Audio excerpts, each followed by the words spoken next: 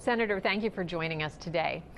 We have a very large heroin problem in the tri-state, and Suboxone is a drug that can help counteract the side effects of heroin. You're very familiar with that. As a physician, you are taking a stand on this. There is a limit to how many patients you can have on Suboxone. Tell us what you're doing to change that. I've co-sponsored a bill with Senator Markey from Massachusetts, and this bill would expand the number of patients that a doctor can see. First of all, there aren't many doctors who treat addiction. You have to be a special sort of person to want to get into that. So we expand the number of patients that a doctor can see. Currently, a doctor is limited to only 100 addicts they can see. The regulation doesn't make any sense to me, and I think this would help to a certain degree.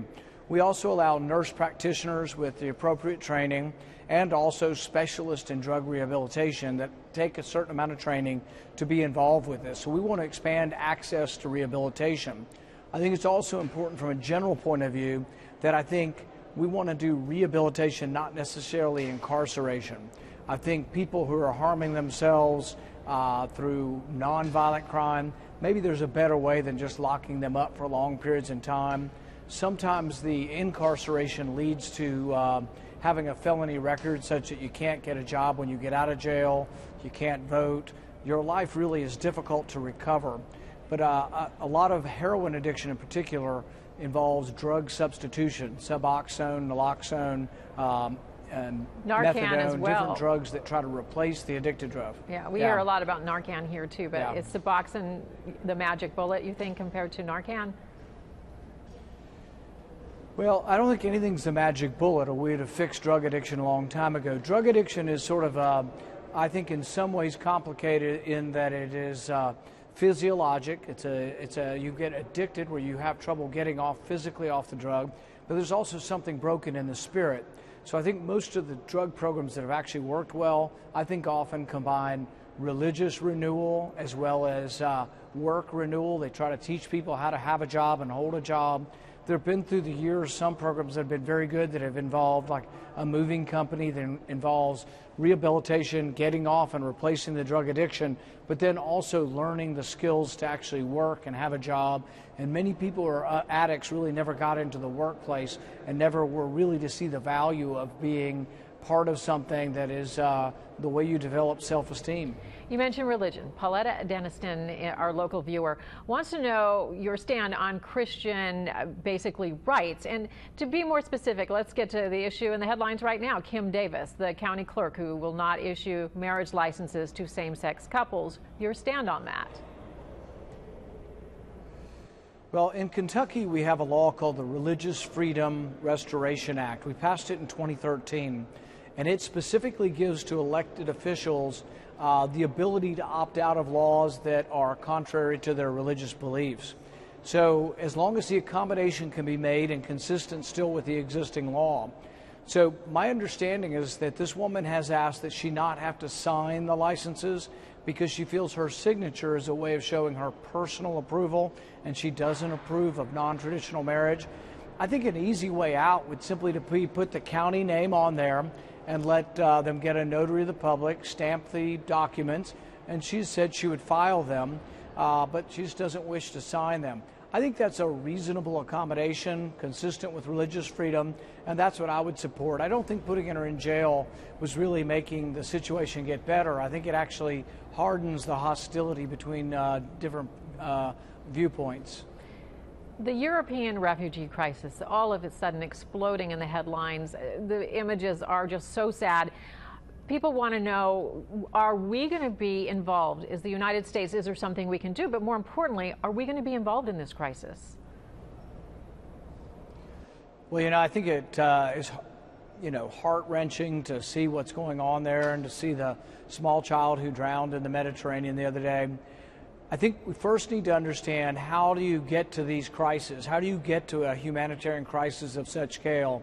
And it's typically war or famine or sometimes both. And so I think we need to look at the wars in the Middle East and say, what can we do to try to get to resolution instead of maybe stoking the flames? There was an interesting article written about the civil war going on in Syria by Thomas Friedman in the New York Times a few months ago. And he said that basically Iran on one side and Saudi Arabia on the other side have been arsonists, basically throwing flame into a powder keg and really making the war worse. In the Syrian civil war, there are 2 million Christians caught in the middle. On one side, you have Islamic rebels who we have been arming, Saudi Arabia has been arming, and also Qatar has been arming. On the other side, you have Assad, and the Iranians have been arming him. So you have all these proxies involved in the civil war. We have 2 million Christians caught in the middle. Many of them are now fleeing. So it's a real tragedy, but one of the things I would not do is I would make sure that our arms are not going to people who are not really friends of America, and I would try to make sure that our arms don't go into a war that simply makes the chaos and the famine and the refugee crisis worse. But can you see us offering aid to Germany and the other countries taking in the refugees? We've always been a really welcoming country. I think we can, and I've been supportive of a project called Project Nazarene that Glenn Beck started to try to help Christians get out of the Middle East, particularly the Syrian Christians, and it's doing it through a private charity. My only concern about accepting large numbers without sufficient scrutiny is there is a risk that radical jihadists will become part of these migrant waves. In fact, yesterday in the newspaper, there was a young man from Afghanistan who's 19 years old carrying no passport. Well, Afghanistan's been a hotbed for radical Islam for, who knows, 2-3 decades now. And I think accepting people without a passport and without identifying papers when hundreds of thousands of people are crossing borders is a recipe for probably also accepting people who want to harm the West. So you have to be careful. It's one thing to have a big heart, but it's another thing to accept people that want to do harm to the West and really don't like us. Tomorrow is the anniversary of the 9/11 attacks. You are in favor of declassifying 28 pages of the 9/11 Commission report. What might that do, in your opinion? Well, when the report was written way back, over 10 years ago, after 9/11, the Republican head of the commission and the Democrat head said that we should release it. George Bush kept it secret for 6-7 years, and now President Obama's kept it secret for 6 or 7 years. Originally, the Saudi Arabian government said they were okay with releasing it. I think we should have a full examination of who the hijackers were. 16 out of the 19 were from Saudi Arabia. We need to look at their connection to funding sources within Saudi Arabia and the potential connections to government. The actual details I can't discuss, but I can say that Senator Bob Graham from Florida has written a great deal about this, and Congressman Walter Jones has been a champion of this, and now I've become supportive of saying let's release the names. If any of the names need to be redacted for some kind of concern for an American operative's safety, by all means do it. But I think it should be released, and people should be able to judge for themselves, who was involved with 9/11 and who are the people that attacked us. The Huffington Post poll has you at 2% in the presidential race, 2% of the people backing you. And that is top 10. It's number 10, but it's top 10. Marty Klein, one of our viewers, wants to know, what will you do to overtake the other candidates? Well, one of the good things about some of the polls, and everybody can look at different aspects of polling, but one of the things that we found very intriguing is that when you poll me against the Democrat, whether it's Hillary Clinton or another Democrat, they actually lead Hillary Clinton in 5 states that were won by President Obama. And what does that show? It shows that while I'm very conservative, I also have the ability to reach out to independents and to young people, particularly because of my stand on privacy, that I think people do have a right to be left alone, and that I think your records shouldn't be collected indiscriminately by government. So I think that's some of the good news in the polling for us, and it's also one of the ways that I separate myself from the other candidates. Another way I separate myself is that I don't think every war has been to our benefit. I don't think every intervention by us in the Middle East has actually helped us or made the region more safe.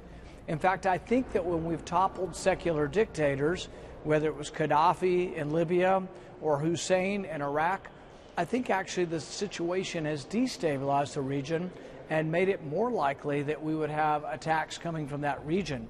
So I think that all of these reasons do separate me and make me a different kind of Republican.